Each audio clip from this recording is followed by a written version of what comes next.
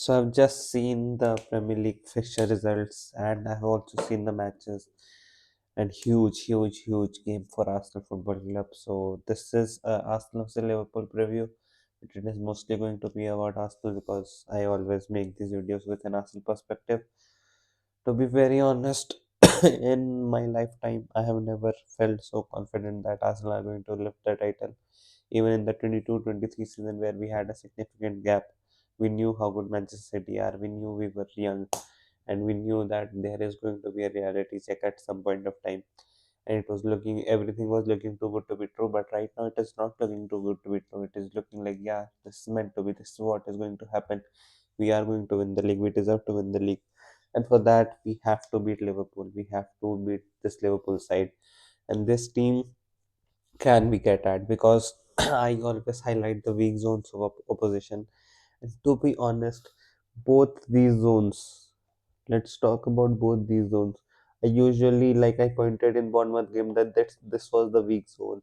I also pointed in Aston Villa game that they also had their weak zone here, but they populated their players here. They put Dinia here, they put another midfielder here, they put a centre back here, and they covered this zone. So this became a weakness for Aston Villa. But looking at Liverpool, they can be got at from Konate's side. Long balls here from this position. Long balls, players running in, Declan Rice making a run, Gyökeres making a run, Trossard on the wings, combining with Gyökeres, etc. And Bukayo Saka against Kirkes. Both sides can be got at, and they are also weak in defending set pieces because they are generally a small team. So Gabriel comes into play, Gyökeres comes into play, Trossard comes into play, Saka comes into play, and Martin Zubimendi, Declan Rice, Odegaard, them against Soboslai, Gravenberch, McAllister. Gravenberch and McAllister have not been having a great season, although Gravenberch from time to time does score a lot of goals. They are a threat attacking wise. Ekitike will be back. He has been sensational. He dazzles around the pitch. Words also does a lot of good things, but his final action is missing right now, and that has been happening with a lot of other Liverpool players as well. Even Cody Gakpo plays a lot of the minutes well. He looks like a threat, but just doesn't score enough goals for them. So that is the problem they are stood at. A lot of players are questioning Arne Slot whether he's very conservative as a manager. He has become very uninspiring, and the moment he got his team back, his players back, the way he wanted to play, there is talk that they want to play a diamond, but they are just not. They are not having too many great ideas about it because it is not looking like they are playing fast-paced football that they are used to in Jurgen Klopp's era. And actually, people were talking about how Arne Slot is transitioning them into a very sustainable side, which can conserve their energy and yet win the games. But probably the luck has run out. The last season hurrah of Mohamed Salah is gone now, and he is spent. He has fallen out with the manager, etc. etc. So there are a lot of things to consider about Liverpool. But Arsenal Football Club, maybe Calafiori will be back, Havertz is back, a lot of players are going to be back. I think everyone is looking fit now. Everyone is looking sharp to go. And come the Carabao Cup, FA Cup, and these fixtures, Arsenal really just need to bulldoze through these fixtures. If they win their next two fixtures, and then from there on, if they win the next three fixtures, it will always be about winning. But at some point, Manchester City and Aston Villa will look at Arsenal and just accept, will have to accept that they have won the league, and that will happen if we create a 10-point gap. We can create an 8-point gap if we win this game, and no pressure also because even if we draw the game, it will still end up being a 6 point gap. And then Manchester City will still have to play Liverpool away from home, Tottenham away from home.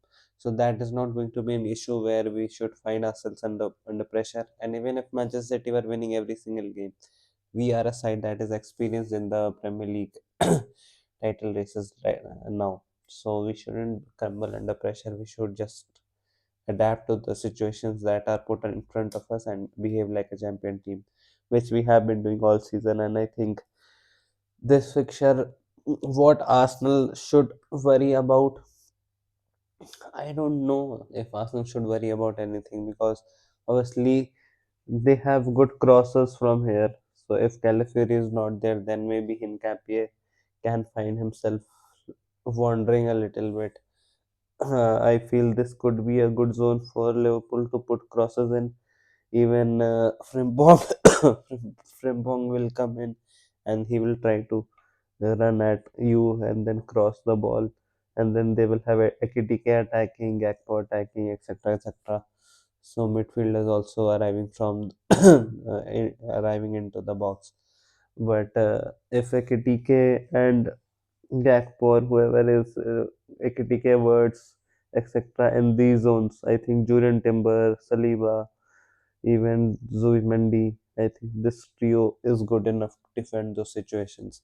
And if talking about Soboslai, I think the battle between how Trossard tracks him back, how Rice fills in this gap, that is going to be very important. So if Rice and Trossard do their job well, even this threat could be nullified, and we can then pass the ball to Odegaard, then Odegaard can pass to them, and then we can absolutely start dominating the game. This could be another fixture where we break the deadlock with a set piece or something, and then from there on we can dominate the whole game like we did against Atletico Madrid, and we usually do against every single Premier League team, like we did against Aston Villa as well, I guess. So, so all in all, I'm really positive about this fixture, and would be a good game, would be a good fight.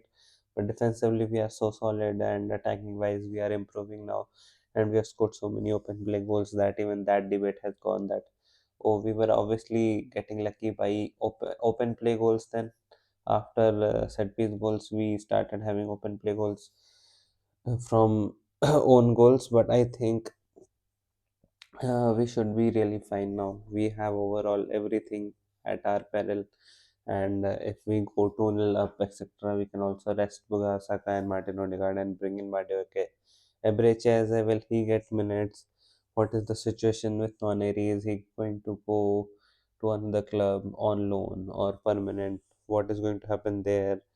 Downman has not had any minutes, so come the FA Cup, come these Carabao Cup fixtures, will Eze and Nwaneri get their chances? If you ask me, I will play them as left 8 and 10, Nwaneri at 10, average as left 8, and then watch total football happen in front of my eyes. But I don't know if we are that lucky. I still feel Norgard and Merino midfield would be what Arteta would go with in the FA Cup fixtures, but as I can still end up playing left wing, but then Martinelli minutes will be not there. I don't know when Eze is going to get his next minutes. Hopefully, in this game, when we are 2-0 up or 3-0 up, 2-1 up, 3-1 up, etc. Maybe average Eze can get minutes. Madueke has been getting minutes. He started the last game as well, so Bukayo Saka is well rested for this fixture. Rice has not played continuously. He got injury, so he was also rested. And now injuries are not actually rest. Obviously, you have to rehab to get back to your old self. You are struggling with pain, etc. But yeah, he has not played all the fixtures. It's not like he has played every 3 game weeks and an injury is coming. So he's safe. Zoe Mendy, I don't think players like Zoe Mendy mind playing every single game, every single season. So I'm happy with Martin Zoe Mendy. Some players will have to play every game, like Martin Odegaard, Martin Zoe Mendy, Bukayo Saka. These players will have to show up for every game because they are that important to the club. Gabriel and Saliba, absolute rock. They will want to keep some clean sheets now. They will be very disappointed with how many goals they have conceded.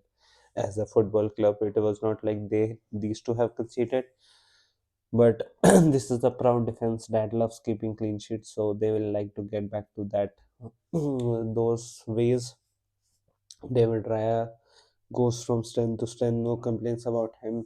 His distribution, his saving, everything has been very crucial for Arsenal Football Club from the first fixture of Manchester United, where he literally had to pull us through to the win. he did that, and look at how crucial those points are now.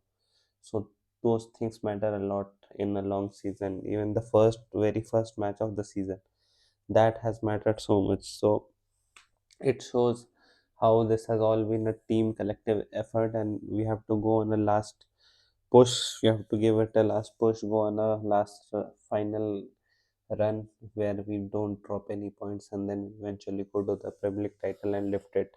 It could happen by March if we really lock in right now and focus on our Premier League period till the time the Champions League knockouts aren't starting. We can really wrap up this league very soon. So I would love for us to do that, and then we can also focus on Champions League, knowing that we are going to win the Premier League. So, so good days coming up for Arsenal, but let's see what happens in this fixture. My prediction would be 3-1 Arsenal, and yeah, I'm pretty confident. Let's see what happens. I'll see you after the game. Bye.